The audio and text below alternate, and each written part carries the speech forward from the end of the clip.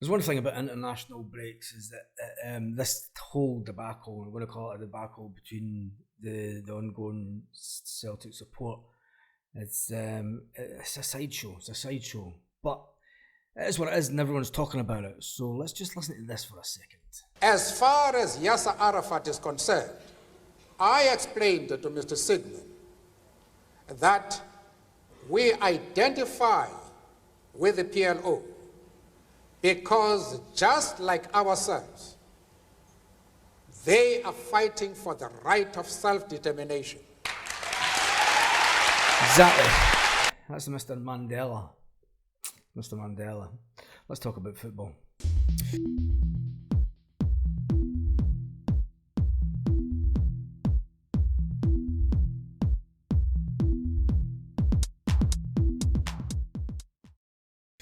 Big Chris Sutton has been talking about Celtic and been talking about the Champions League. We're going to get back to football on the channel. He's been talking about the fact that Celtic do not need to spend big money as far as he's concerned when it comes to the Champions League. He says, whilst the Celtic board and Celtic did invest last summer in Gustav, Lewis Palmer, Odin, Big Rocky, he says these are players that are all going to come good at Celtic at some point in the future. Pales in comparison, obviously, to some of the money they get spent by other teams in the Champions League. Spending such as Feyenoord, Atletico Madrid, Lazio, it's just that far ahead of Celtic. It's pretty much frightening sometimes. But we need to look back to a certain Mourinho and the team that he put together with Porto that beat Celtic back in the day in 2003. And then the next season they went on to win the Champions League. That team was put together for not a lot of money. If you look what's happening, even down south in England, if you look what's happening with the next Celtic manager, he's not spent a fantastic amount of money in the big grand scaly thing. Says, but should Celtic be spending 25 to 25 million pounds on players? It will not happen. There's a notion that Celtic should be spending 10 to 15 million pounds on a player. We have to remember the fact that Celtic spent 4.5 million on a goalkeeper and we let him go for absolutely nothing. So spending big money does not always work. We would all like Celtic to do it a lot better. We definitely want that. But spending big money on the whole, when you spend something like 25 million pounds on a player, you've then got to pay him between 80, 100 and 120. You know, you're talking Kieran Tierney type wages, and we can't afford to bring him back. The wage structure is just, as a whole, would completely outbalance of what you could do in Scottish football. But let's move on from that and talk about the money that Celtic are going to get from the Champions League if we win the league this season. It would take a monumental collapse for Celtic not to win the league this season, considering that we're so many points ahead already. Celtic is one of the best run clubs both on and off the pitch, whether we like the board or not, and there's a lot of disagreement, I'll say, with the board at the moment. Especially going to Twitter and other social platforms, there's a lot of disagreement with the way that the board are doing things. When you look at the money that Celtic's made over the last few years, when you look at the way the club has been run, we're sitting with 72 million in the bank. We would all like to have bought players that could have made things a little bit better. But when you look at it, Celtic next season could be completely out of sight. Completely out of sight. When you look at it going into the Champions League next season, the money is going to be between 60 million pounds for getting into the Champions League. Even if we don't spend a single penny of the 72 million that's in the bank, that would take us up to well over 120 odd million pounds that we'd have sitting in the bank. Celtic will be completely out of sight of the team from across the road, the team that we should have knelt on and made sure that they didn't come back, as far as I'm concerned, in 2012. But the political system in Scotland and the football system in Scotland that allowed them to come back. Money talks at the end of the day, and the balance sheet. Let's look at the positives.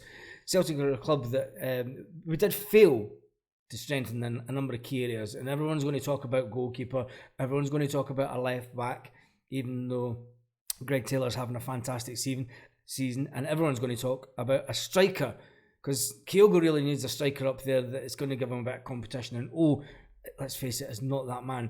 We could have went for the Brøndby striker, but we pulled out because we were 2 million shy. It's unbelievable to think even now that we were 2 million shy of getting this player, and we decided to go with just project players.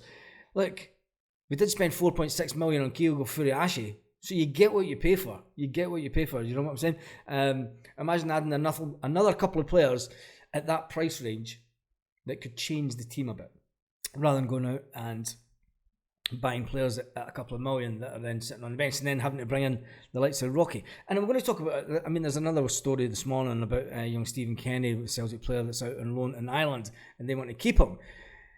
We've spoken about this lots of times on this channel. It is, when you look at the way that Liam Scales has progressed this year after being on loan at Aberdeen, we've put in a lot of our own youngsters out on loan, and I feel as if I'm repeating myself on this channel sometimes, because we are putting a lot of our youngsters out on loan. And you know, why has to be the question. If they're good enough to go on the loan, they should be good enough to get in at least the Celtic squad. When you look at the amount of players that Celtic actually have on loan from the club this season, it's about 9 or 10. Now some of these players will be completely surplus to requirements. If you look at Ideguchi, he's never going to get back into the team. Sed Haksabanovic, he's out on loan, he's wanting away also. So both of them should be off the wages come next summer. When you look at the young players, we've got Ben Summer out on loan, Bosun Lawwell on, Ben McPherson. The three of them are highly rated. Now, if they're highly rated, why are we then bringing in 21-year-olds to stay at to come into the club that are project players? We should obviously be trying to get our own talent. Look at the money that we got for Kieran Tierney. Well, we're always going to go back to that. If you want to make some serious money and serious profit at Celtic, Celtic yesterday boasted with the fact that it's, I think it's 16 years since the opening of Lennoxtown. But what has it produced over those years? Not very much. So the return on its investment, you've got to say, but then it is the first team training complex. So yeah, you have to say that, well, on that side of it, we've won the league for the majority of the last 16 years. So when you look at young Stephen Kenny, he's a player that is a striker, that is 20-year-old, that is absolutely busting a gut to try and get himself better.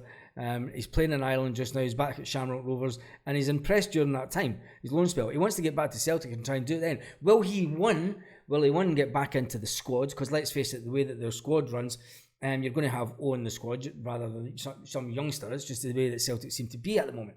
So without, I mean, the last time Kyogo got any type of serious injury, luckily enough, we had a striker that was there that was good, that came in and scored a lot of goals. Is O that type of striker that if, God forbid, anything happens to Kyogo this season, we're stuck with O as the main striker? Is he the man to score as many goals? Would that be the case, that young Stephen Kenny, this 20-year-old, could have came into the squad and tried to do what many other young strikers have done in the past at Celtic? Mark Burchell, just for naming one. Mark Burchell came in at a young age and had fantastic time at Celtic. But let's face it, he's not going to be a Liam Scales. He's not going to come in. He's not going to get his chance. So what do we do with young players in the squad? Tell me your thoughts in the comments. The one last bit of news about a Celtic player that has been called up to his national squad. And at this point, we're all thinking, please, no, it's too early. Cameron Carter-Vickers has been called into the USA squad. And he's in a guy called Timothy Weir. Remember him? He was some player for Celtic when he was out on loan. But yes, Cameron Carter-Vickers has been called into the squad. Look, will he get a game? Hopefully, hopefully he doesn't. But then it's a long way to go for him to sit on a plane and not get any game time. So you're thinking that he's maybe going to get some game time. They are playing a couple of cracking teams. They're playing Germany and Ghana.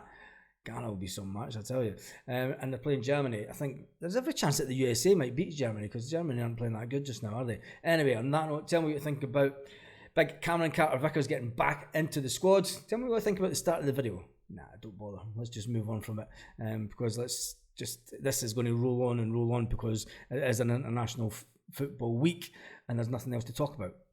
So on that note, try and have a good day, Celtic fans all around the world.